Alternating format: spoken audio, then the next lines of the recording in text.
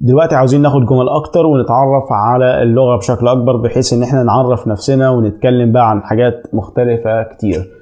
دلوقتي انا عاوز اقول جملة زي مثلا انا طالب. يعني ايه انا طالب؟ يعني مثلا طالب، انت طالب في الجامعة او طالب في الكلية ولا حاجة. احنا بالفعل خدنا كلمة انا، يعني I، لو فاكر خدناها في الدروس اللي فاتت. وطالب خدناها معنى كلمة student. ما خدناهاش، سوري. يبقى طالب معناها student. قول كده ورايا: student student student student، يعني طالب. دلوقتي انا عاوز اترجم الجملة دي، هل تقدر تترجمها؟ يلا بينا تعالى. يعني دلوقتي انا عاوز اترجم كلمة انا طالب، هنقول I student.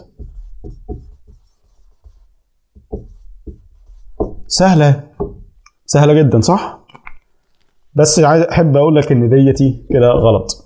ليه غلط بقى دلوقتي؟ ده بقى درس النهارده.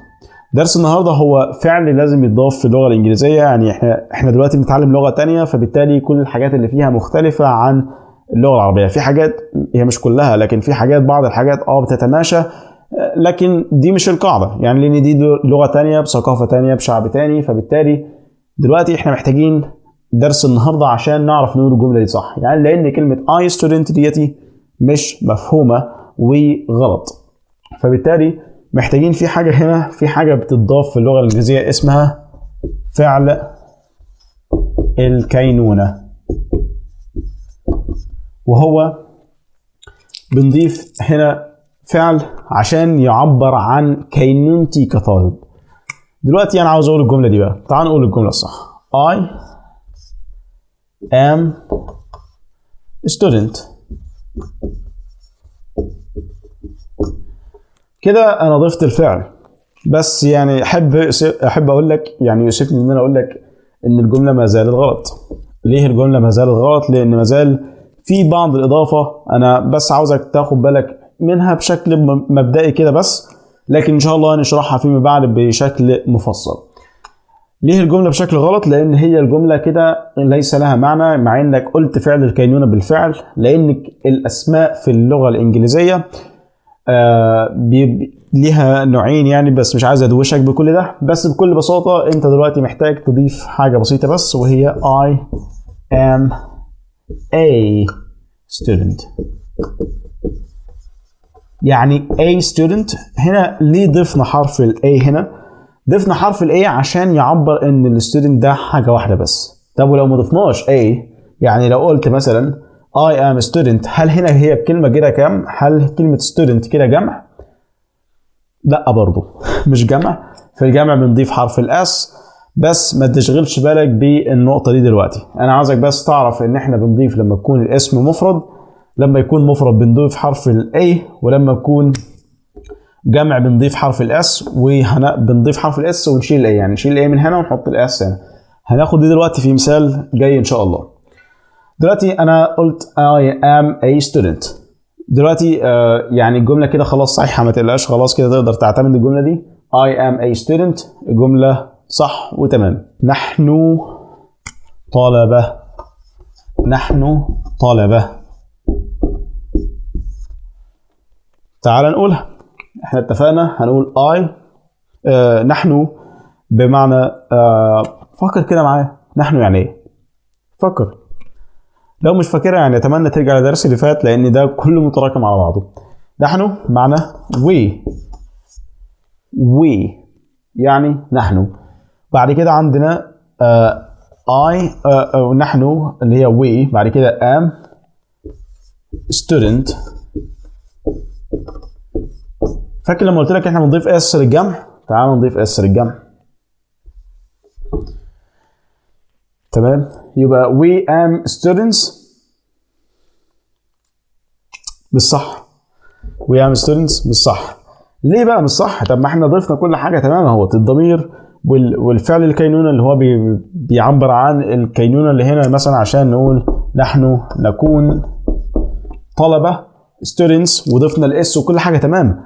احب اقول لك ان التصريفات ديتي am بتختلف على حسب الضمير ده. ازاي بتختلف على حسب الضمير ده؟ هقول لك دلوقتي. الفعل نفسه اسمه verb to be. to be ده الفعل. حلو، يعني ما اسموش am زي ما احنا خدنا من شويه. am ده احد تصريفاته، فبالتالي هناخد التصريفات بتاعته. يعني الفعل ده بيختلف على حسب الضمير، اذا كان الضمير جمع ولا الضمير مفرد. دلوقتي احنا هناخد التصريفات بتاعه الضمائر دي. هما 3 تصريفات بس. والله 3 بس يعني، فسهلين يعني. احنا خدنا اي من شويه. اي بتاخد ايه بقى؟ لما قلت انا طالب، فاكر انا طالب يعني ايه؟ I am a student. I'm a student يعني خدت هي am، يبقى I بتاخد am عشان نقول مثلا فعل الكينونة بتاعها ده اسمه am. و he و she و it بتاخد is. والثلاثة دول we و you و they are. فاكر صوت الار؟ فاكر حرف الار كان صعب ازاي؟ هتقابله كتير جدا في اللغه الانجليزيه. يبقى I بتاخد am، he و she و it بتاخد is، we و you و they بتاخد are. يبقى I am، he is، she is، it is، we are، you are، they are. فاكر الجمله اللي كنا كاتبينها من شويه؟ تعال نصححها بقى وناخد الصح بتاعها. احنا كنا كاتبين الغلط هو we am students. فاكر؟ طبعا احنا قلنا we بتاخد ايه بقى؟ we بتاخد are اهي، ادي we بتاخد ايه؟ are. يبقى نشيل الام ونكتب we are students. We are students.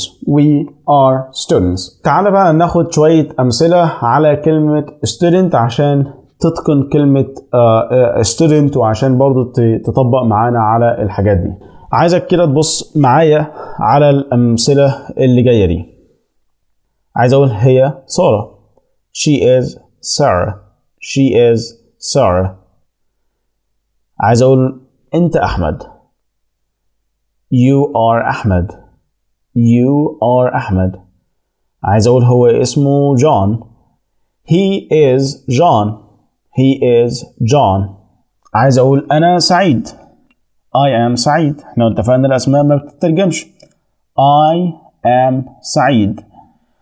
طب لو عايز أقول بقى أنا سعيد التانية، دي فرصة كويسة إن احنا ناخد كلمة تانية النهاردة، وهي happy. happy اللي هي سعيد اللي هو كصفة، يعني أنا سعيد، هو سعيد، والأستاذ اللي هناك سعيد، وكلنا سعداء يعني. فكر كده نقولها ازاي. احنا دلوقتي دخلنا الضمير أنا، وخدنا التصريف معاه اللي هو عشان فعل الكينونة، وخدنا كمان كلمة صفة اللي هي سعيد يعني happy. يبقى I am happy. I'm happy. عايز أقول مثلا هي سعيدة. She is happy.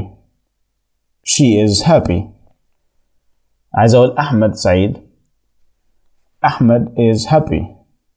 أحمد is happy. فاكر كلمة student لسه واخدينها من شوية؟ فاكر كلمة student معناها طالب. فاكر happy لسه واخدينها حالا اللي هي سعيد.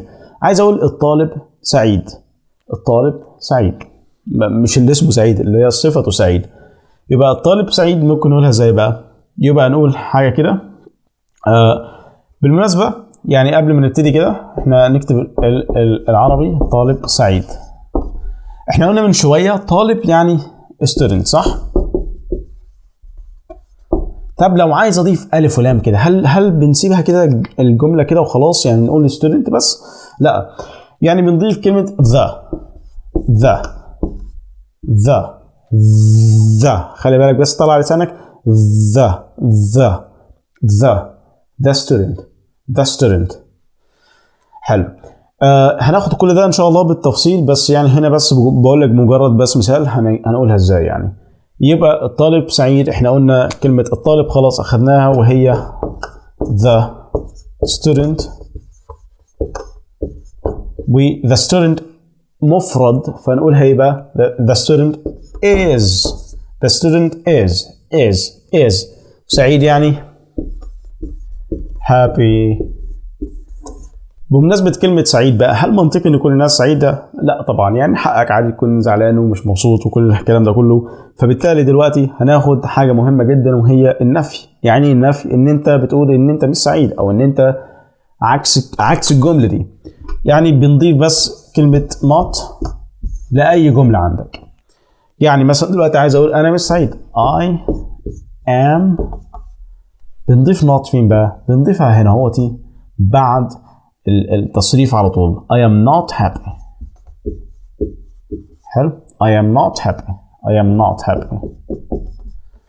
مثلا he is not a student.